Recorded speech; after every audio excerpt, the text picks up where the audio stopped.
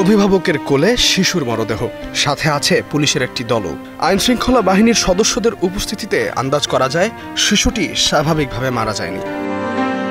অভিযোগ উঠেছে কাশির সিরাপ খেয়ে ভারতের মধ্যপ্রদেশে যে 14 শিশু মারা গেছে তার একজন এই শিশুটিও।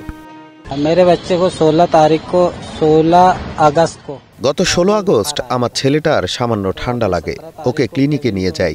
চিকিৎসকের পরামর্শেই তো ওষুধটা খাইয়েছি। এখন বুঝেছি 2 দিন ধরে ওকে আমরা আসলে বিষ খাইয়েছি। 5-6 দিন পর আমার ছেলেটা বমি করতে শুরু করে।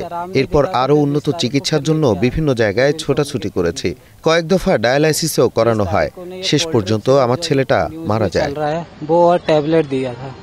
কাশির সিরাপ কোল্ড ড্রিফ আগে থেকেই নিষিদ্ধ, কারণ এতে ডাইথিলিন গ্লাইকল নামের উপাদানটি অনুমোদিত পরিমাণের চেয়ে অনেক বেশি ছিল। প্রাথমিক তদন্তে যার প্রমাণও মিলেছে। ভোপাল से जो लैब रिपोर्ट आई है, কাশির সিরাপে ডাইথিলিন গ্লাইকল নামের একটি উপাদান থাকে। আমাদের কাছে যে ল্যাব রিপোর্ট এসেছে তাতে দেখা গেছে ডাইথিলিন গ্লাইকলের পরিমাণ স্বাভাবিকের তুলনায় অনেক বেশি, আর সে কারণেই এত প্রাণহানি। মৃত্যু হুই হ্যায়।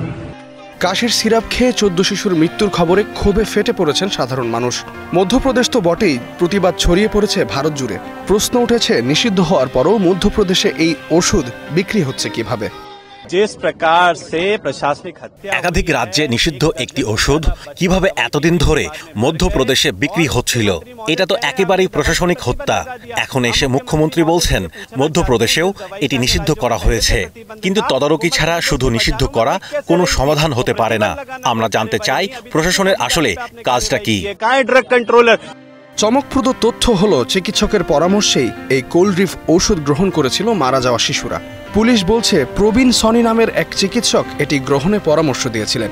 এর মধ্যেই অভিযুক্ত চিকিৎসক এবং সিরাপ উৎপাদনকারী প্রতিষ্ঠান সৃজন ফার্মাসিউটিক্যালের বিরুদ্ধে ব্যবস্থা নেওয়া শুরু করেছে প্রশাসন। ওষুধের দোকানে থাকা কোল্ড ড্রিফ সরিয়ে নেওয়া ও গোদাম বন্ধ করে দেওয়া হয়েছে। নিষিদ্ধ কোল্ড ড্রিফ সিরাপ সেবন করে এখনও মৃত্যুর সাথে পাঞ্জা লড়ছে এমন শিশুরও খোঁজ মিলেছে। তাদের জীবন বাঁচাতে প্রয়োজনীয় ব্যবস্থা নিচ্ছে স্থানীয় প্রশাসন। 14 मौतों की हमको रिपोर्ट हुई है, जिनको हमारे यहाँ से स्वच्छंदा राशि स्वीकृत हो चुकी है। অসুস্থ 8 শিশু নাগপুর হাসপাতালে ভর্তি আছে। ম্যাজিস্ট্রেট ও চিকিৎসকদের একটি দল তাদের স্বাস্থ্যসেবা নিশ্চিতে কাজ করছেন। তাদের বাবা মায়ের সঙ্গেও যোগাযোগ রাখছেন তারা। ভারতে মানহীন, ভেজাল ও নিষিদ্ধ সিরাপ খেয়ে শিশু মৃত্যু নতুন নয়।